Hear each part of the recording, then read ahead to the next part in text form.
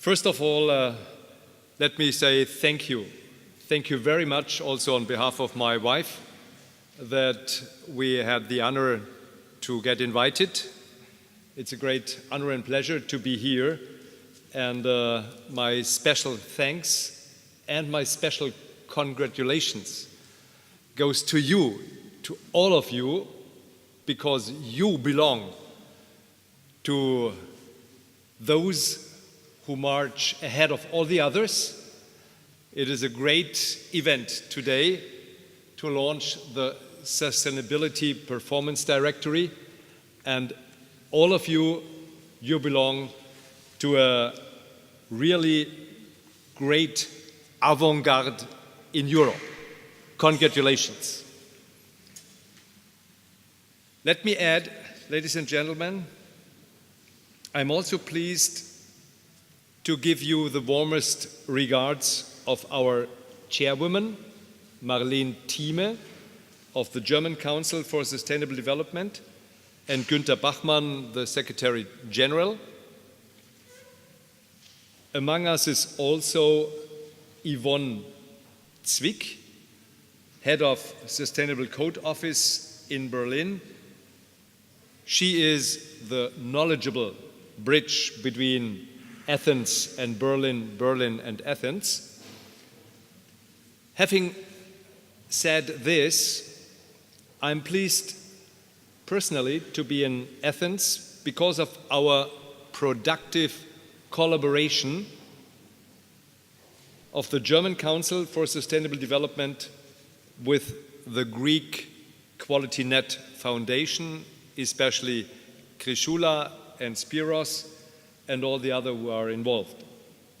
We, as a German Council, we also draw great benefit from our long-standing learning partnership with our esteemed cooperation partners in Greece, the Quality Net Foundation. The Greek Sustainability Code is the first national adaptation of the Sustainability Code at all. And it is innovative. Quality Net Foundation adapted the Sustainability Code not one by one. Quality Net Foundation adds an important element by introducing 4 levels of maturity. This is a great move. Once brought into practice, it adds credibility to the code. And let me add a personal experience. Since Greece, like my home region, Bavaria, has a lot of small and medium-sized companies, it is necessary to have tailor-made solutions.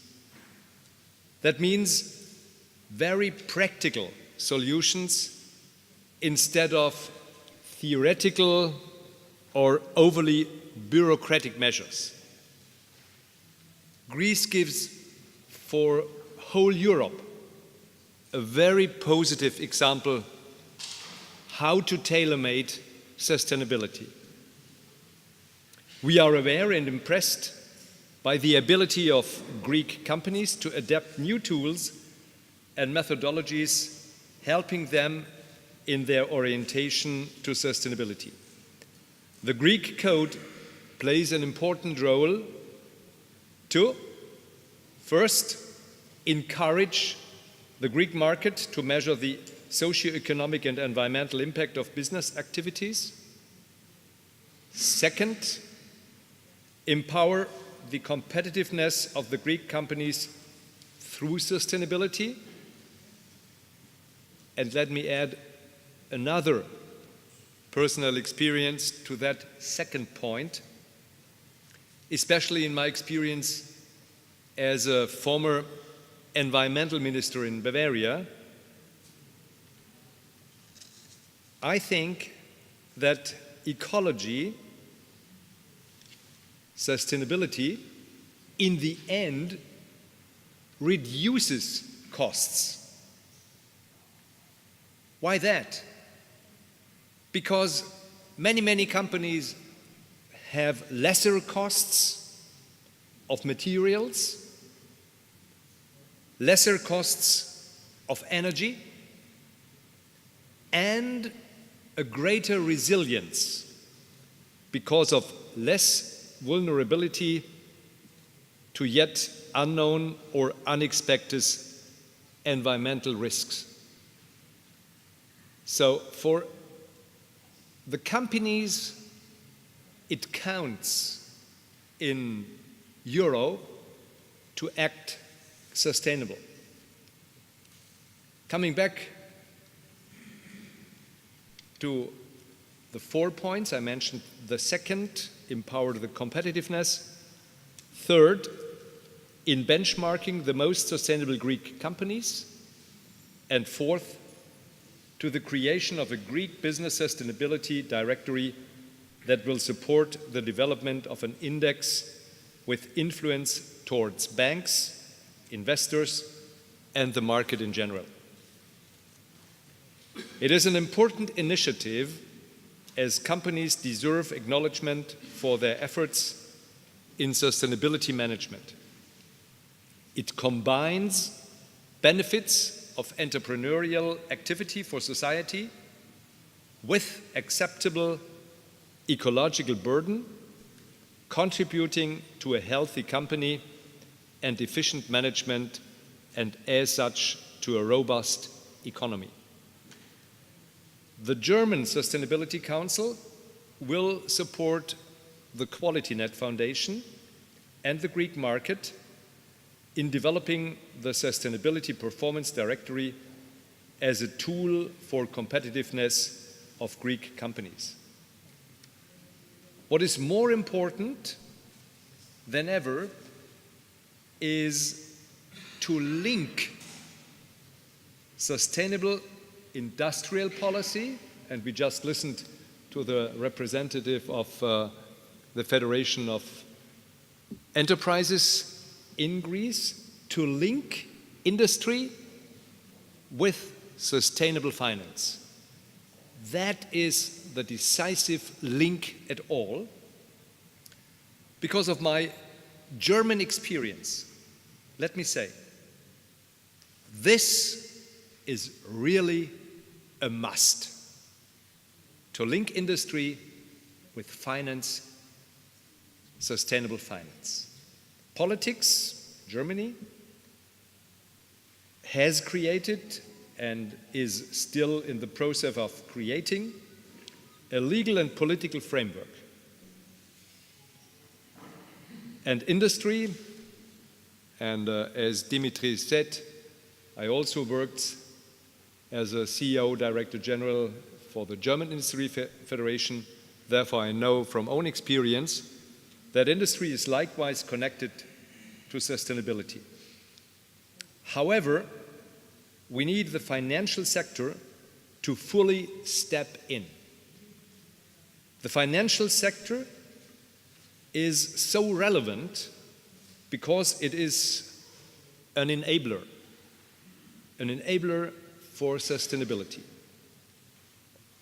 Therefore, it is a very good sign that we have this conference, this event, in such a wonderful building, the old stock exchange, and that Harulos Apalagaki, we met when I came in, you are here in the first row, that you are here as the Secretary General of the Hellenic Bank Association.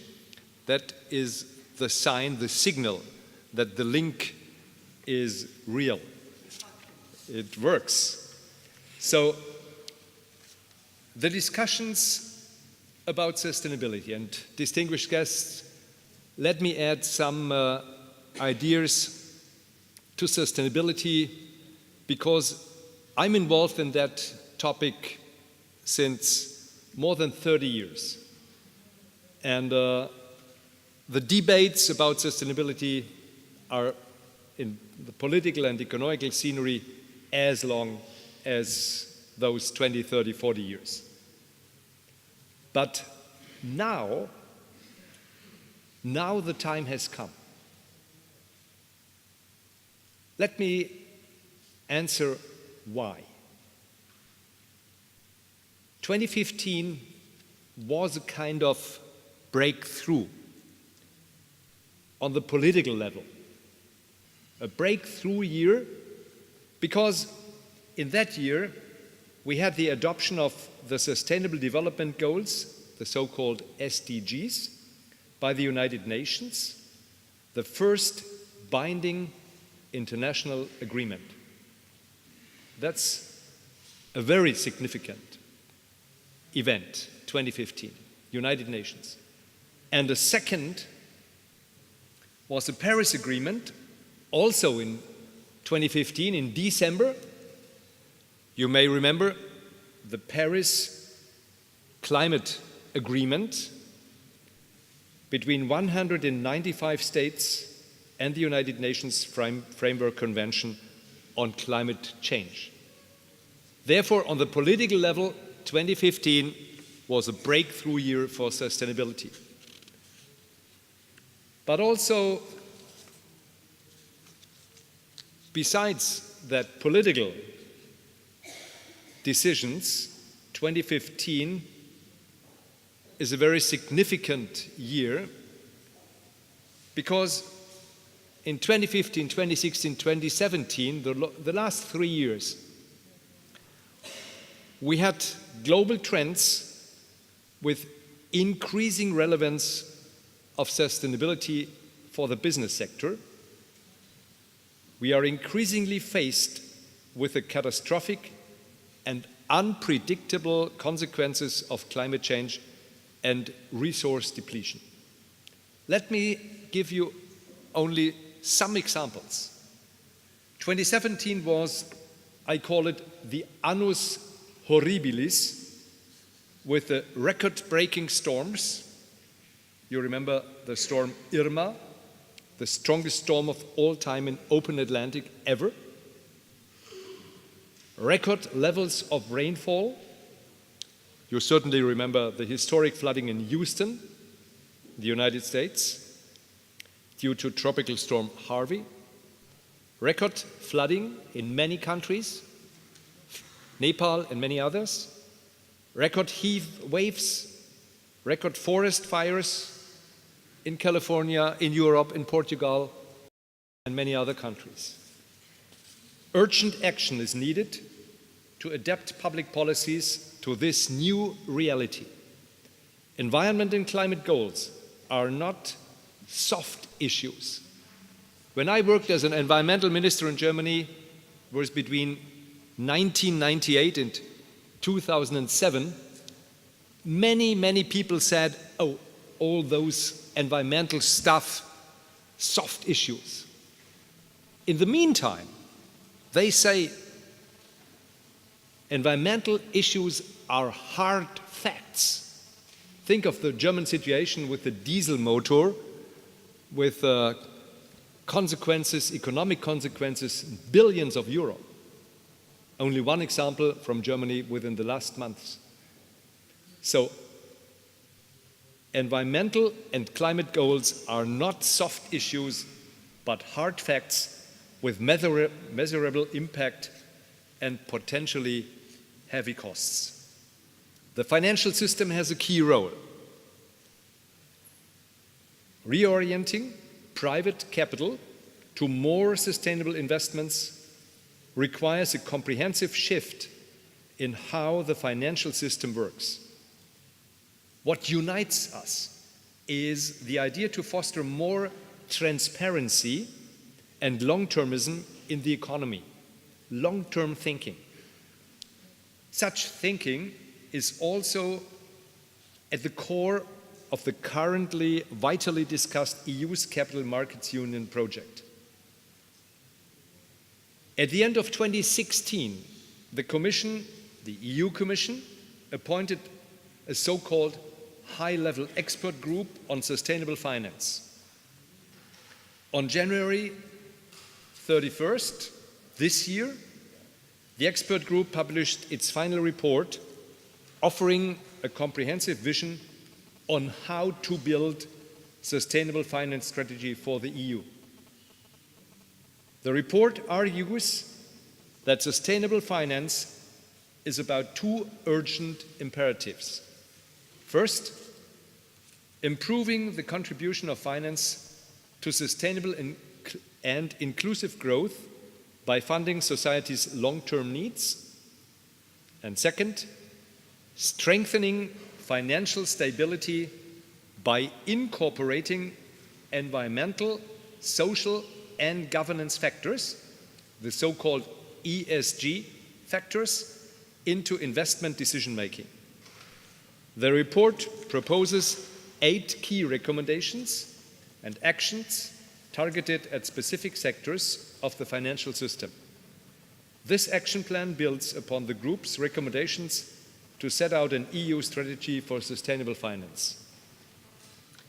The European Commission is starting to work on a taxonomy for sustainable investments, starting with a classification system defining what is green.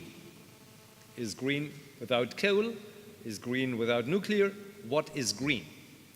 The Commission wants this taxonomy as a living document.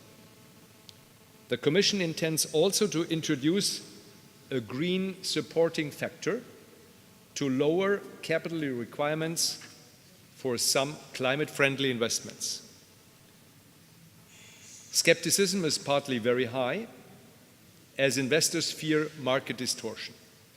So we have to move forward cleverly, but we have to move forward.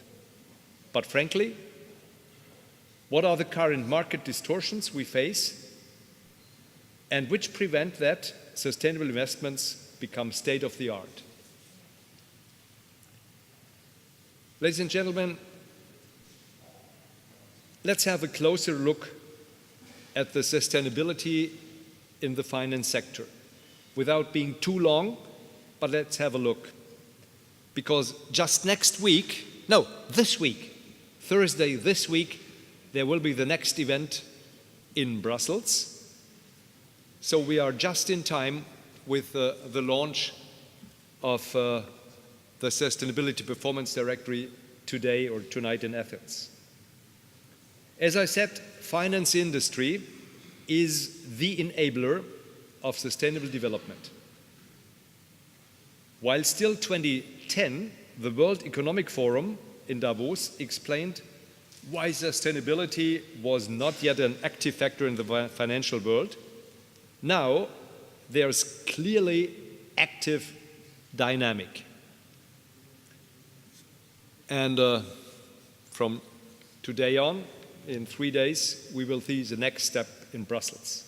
The action plan on sustainable finance, which was released by the EU Commission just 2 weeks ago, is part of their broader efforts to connect finance with the specific needs of the European and global economy, profitable for the planet and our societies alike.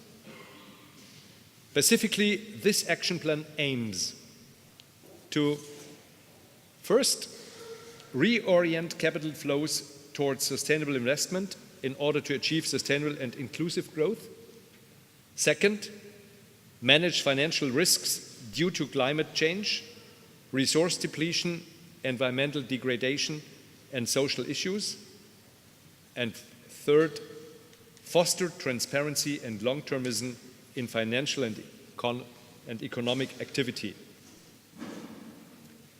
Transforming Europe's economy into a greener, more resilient and circular system will not just reduce our environmental footprint and address existing inequalities. It will also boost our competitiveness, the competitiveness of Greek and German and European enterprises. It will increase the competitiveness by improving the efficiency of production processes and reducing the costs of accessing and managing resources. Including environmental and social goals in financial decision-making aims to limit the financial impact of environmental and social risks. The increase in weather-related natural disasters means that insurance companies need to prepare for higher costs. Banks will also be exposed to greater losses due to the lower profitability of companies most exposed to climate change or highly dependent on dwindling natural resources. Social factors, such as poor working conditions and growing inequalities, can have concrete consequences for financial institutions, including legal risks. So the German Council for Sustainable Development launched the so-called Hub for Sustainable Finance, together with the German Stock Exchange last year in 2017 as an open, multi-stakeholder initiative, a network of market actors working on solutions for mainstreaming sustainable finance in Germany in order to create a sustainable financial system. This is the German way. We did it. Yvonne Zwick is very much involved in that. Neighboring countries such as France have a similar approach. They call it Finance for Tomorrow. So we try to move forward on this way. The success factor of our initiative is viewing topics of sustainable business, investing and regulatory framework linked.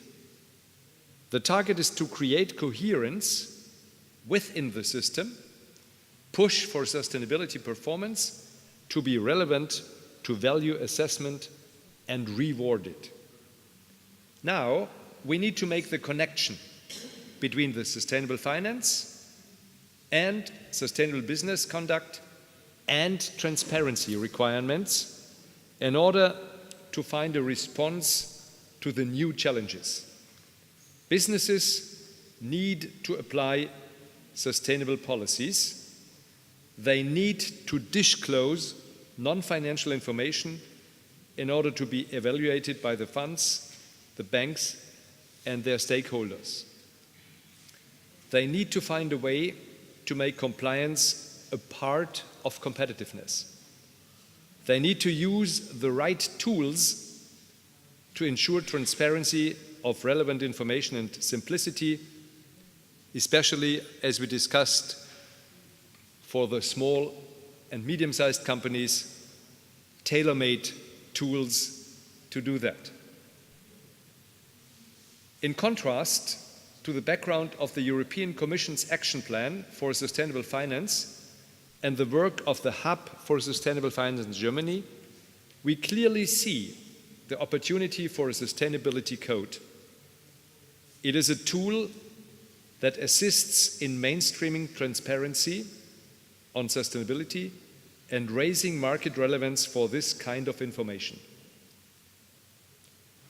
With its 20 criteria, it is a set of transparency requirements that financial market actors can handle as they have from this year on to report non-financial data.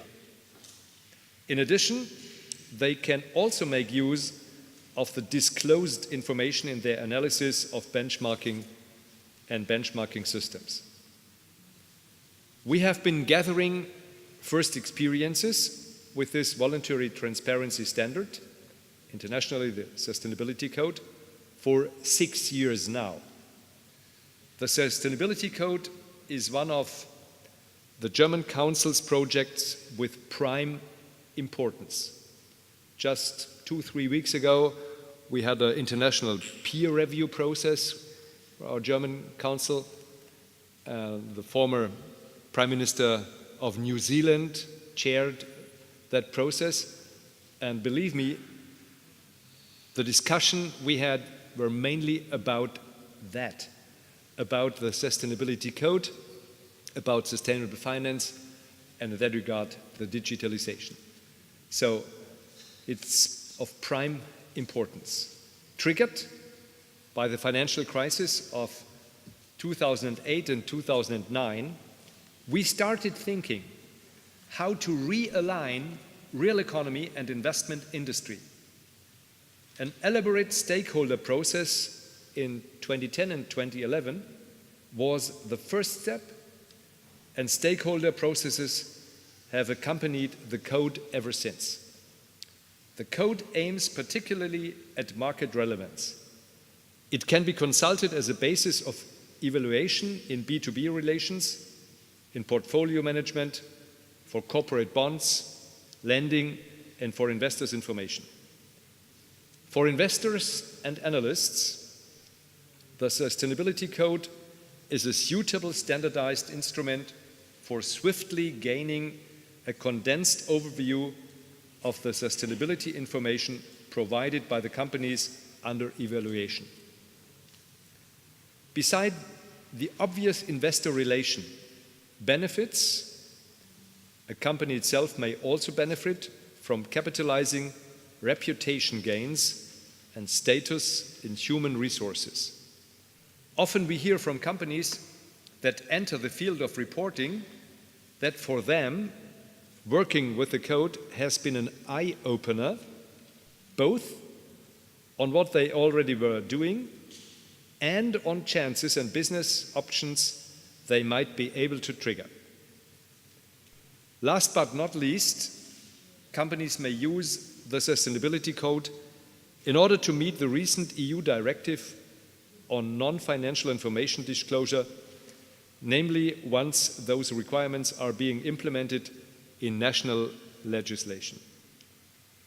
The CSR directive on non-financial disclosure, as implemented in German law, is ambitiously and fully reflected in the code. One thing is very clear. If we want to move forward with sustainable finance, we have to create the right tools of implementation for disclosure of non-financial data.